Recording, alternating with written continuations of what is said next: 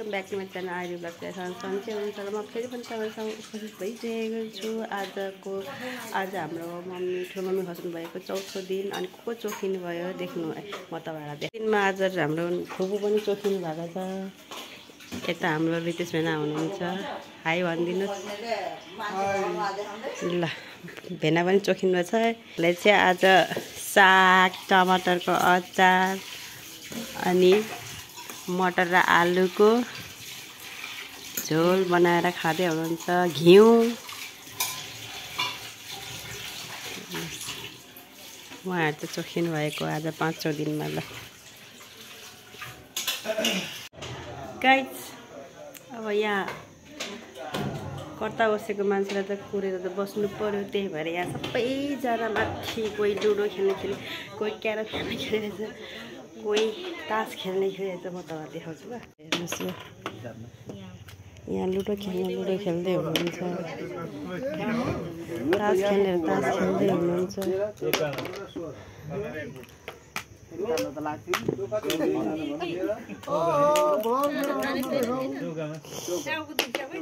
तास खेल्दै हुनुहुन्छ, यता लुडो खेल्दैछ लेडिज पार्टीहरू।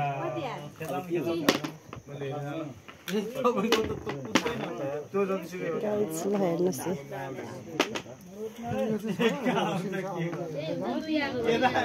Subscribe my channel please. यहाँ चाहिँ हाम्रो भेना दिए चाहिँ यहाँ खेल्दै हुनुहुन्छ म्यारेज। यहाँ चाहिँ राति सबैजना आउने चलन छ। अझ भित्र आउनुहुन्छ यहाँ।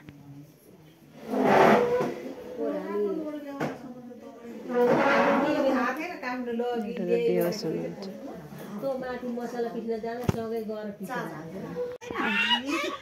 आज पनि लुडो खेल्ने स्टार्ट, तास खेल्ने। हजुर हजुर चढिरहेछ। गाई यहाँ चाहिँ वडाको मान्छेहरू आउनु भएको, त्यही भएर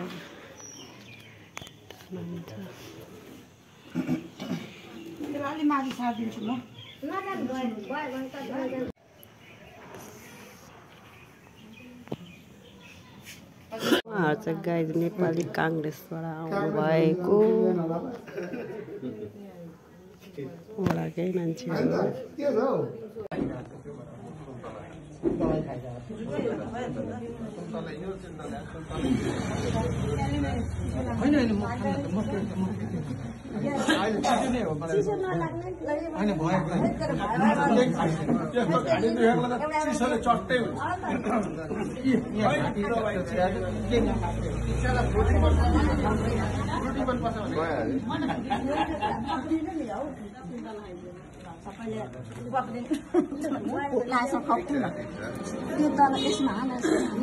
कोल्ड ड्रिंक ल्यायो नि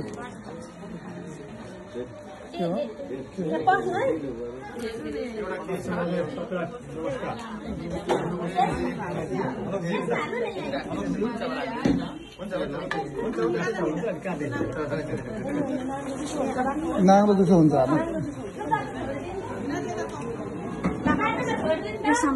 जाने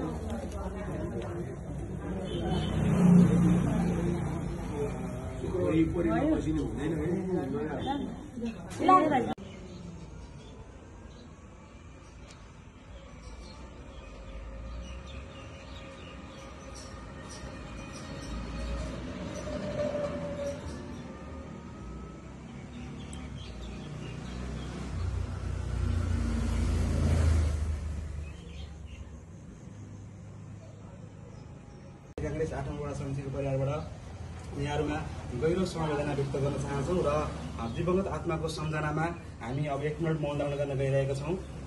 समय सुरु।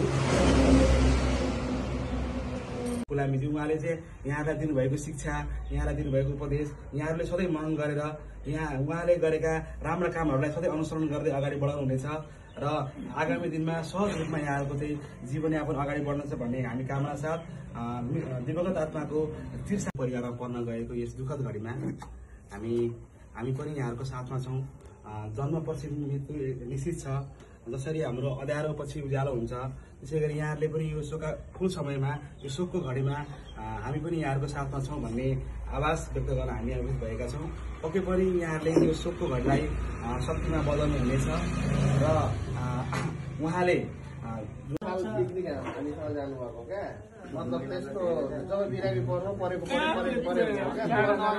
मजाले घुम्ने मजाले हामीसँग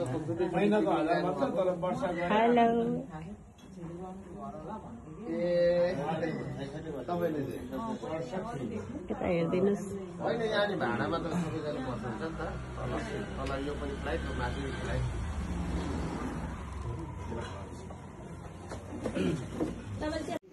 गाइज आज चाहिँ 5औं दिनको काम भइरहेछ यहाँ अनि यहाँ चाहिँ छरछिमेकीहरू समाजका मान्छेहरू बस्नुहुन्छ यसो रेखदेख। मेरो बिहानको खाना चोखो बिना नुनको है गाइज यो चाहिँ। अब बिस्तारै बिस्तारै गाइज फलफुलहरू अब तपाईँलाई चिनी चामल अनि पिठो फ्रुट्सहरू सबै अनि गेडागुडीहरू सबै झर्छ बिस्तारै बिस्तारै गरेर। यहाँ चाहिँ अब हाम्रो गरुड पुराण हुन्छ।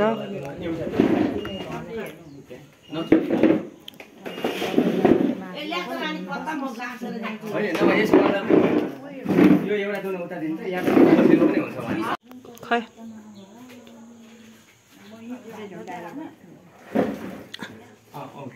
Side please. यहाँ चाहिँ हाम्रो गरुड पुराण स्टार्ट हुन लागेको त्यही भएर चाहिँ अब गुरुले अगाडिदेखि के गर्नुपर्छ भनेर देखाउँदै हुनुहुन्छ। हाम्रो गरुड पुराण चाहिँ 7 दिन 5 दिनदेखि लिएर 7 दिनसम्म हुन्छ।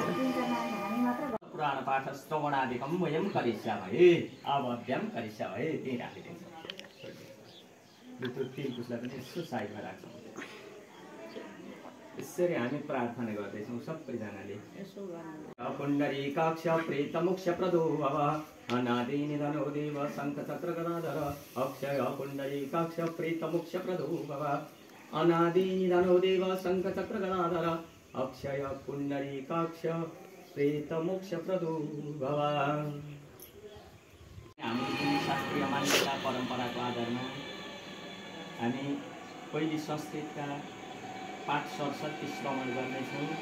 संस्कृत हामीले बुझिनौँ भनेर हामीले त्यसलाई नसुन्ने चेष्टा नगरौँ। सकेसम्म हामीले ती संस्कृतका शब्दहरू पनि यदि नबुझे पनि हाम्रो कामबाट ती बाणीहरू त एकादातुमनय प्रातर हो तग्नय सुप्रीतम श्रुतमासीनं प्रपुच्छेदितमादरते ऋषयोजु कथितो भवता सम्यक् देवमार्ग सुखप्रद इदानीं श्रोतुमिच्छामि अवमार्गं भयप्रदं तथा संसार दुःखानि तत्क्लेशक्षय साधनम् ऐहेका मुष्टिमन् क्लेशने यथावत् सुमर्हति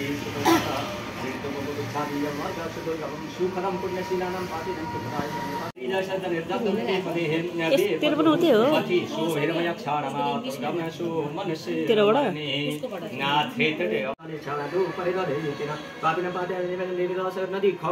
न पारं दृश्यते तस्य दुष्टरा बहुदुःखदा एवं बौद्धे क्लेशायं मार्गे दुःखते श्रोतदन्तदुःखिता यन्ति पापिनः पाशेन तद्रा कीर्तिस्कृशमाय तथा कुशे शस्त्रते पृष्ठत प्रेते नियमासान्त।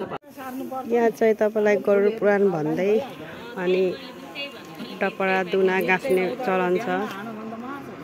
छरछिमेकीहरूले हाम्रो ठुलोमा पनि हुनुहुन्छ। यहाँ सबै छरछिमेकी एकदम हेल्पफुल हुनुहुन्छ गाइज।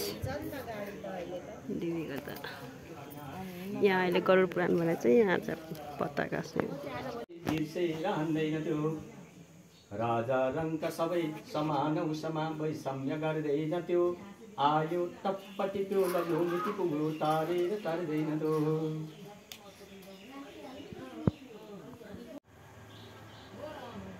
बारेमा लेखिएको कविताका यिनै पङ्क्तिहरूलाई उद्धृत गर्दै स्वर्गीय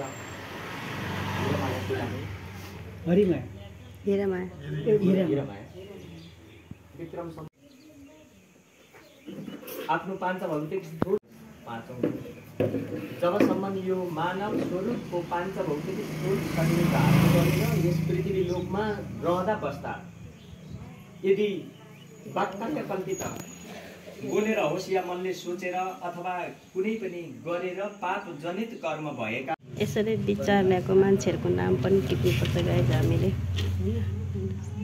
क्रिएटिभ फ्यामिली। अब हाम्रो गरुड पुराण आजको 5औं भन्ने फर्स्ट गरुड पुराणको आज चाहिँ पहिलो अध्याय चाहिँ सकिएको छ।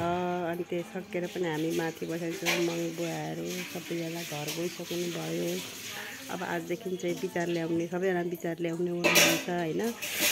ओके, लाइक एन्ड सब्सक्राइब गर्न नबिर्सनु होला। Okay, by by.